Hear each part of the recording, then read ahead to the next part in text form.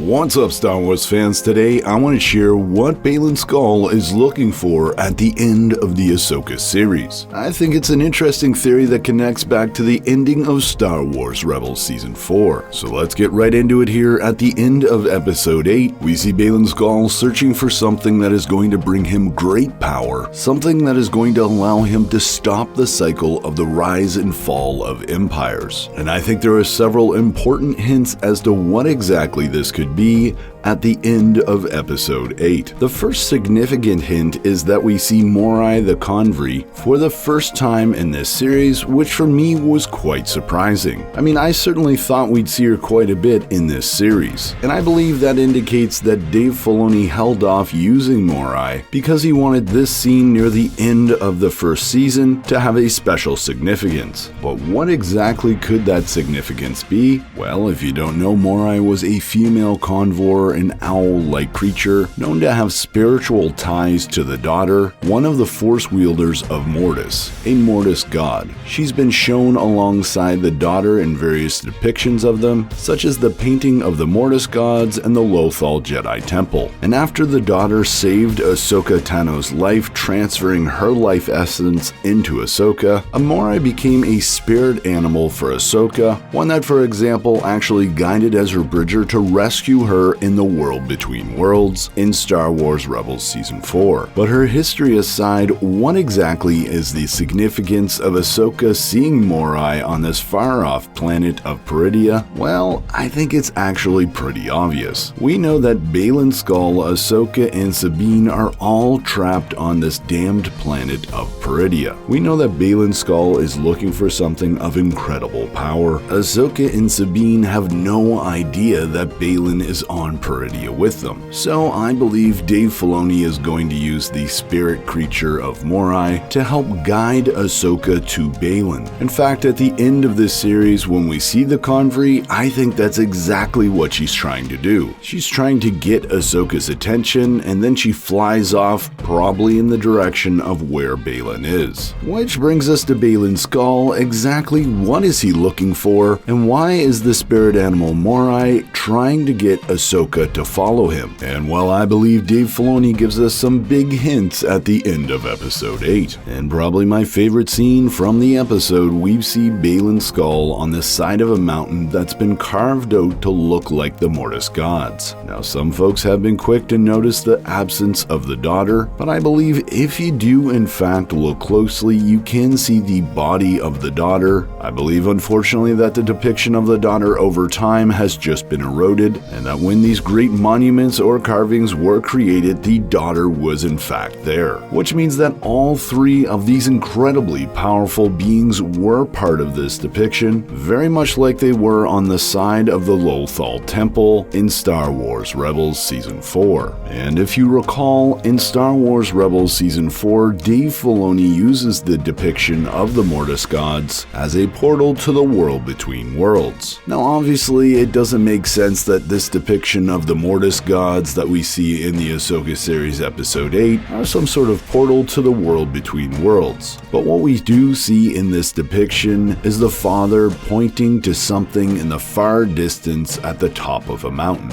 And so, as a huge Star Wars Rebels fan, when I saw the father pointing to this far-off object, I thought back to Star Wars Rebels and how the writer of the Ahsoka series, Dave Filoni, used these Mortis gods in the Jedi Temple as a door to the World Between Worlds. And so I believe what the father is actually pointing at is some sort of temple that will allow Baylon Skoll to enter the World Between Worlds. But that's not all he's going to find in that temple. I think he's going to find a massively powerful artifact that allows him to enter the World Between Worlds at any time. And again, if you are a Star Wars Rebels fan, then this is an artifact that you are definitely familiar with. At the end of Star Wars Rebels Season 4, during the epilogue, we see Ahsoka Tano holding a staff with a circle at the top. And I believe this is the exact staff that Baylon Skoll will find on Peridea. It will allow him to access the World Between Worlds, and this is how he will stop the cycle of the rise and fall of empires in the known Star Wars galaxy. His access to the World Between Worlds will allow him to see the past, the future and the present, allowing him to assert his power over the universe, guiding it in a way that he sees fit. And if you'd like to learn more about why I believe Baylon will be able to access the world between worlds using this staff that we see from the Rebels epilogue, then check out this video here in the cards. But hey, Star Wars fans, that's all the time I got for speculation today. Let me know what you think about my theory in the comments below. As always, I'm Mike, and remember,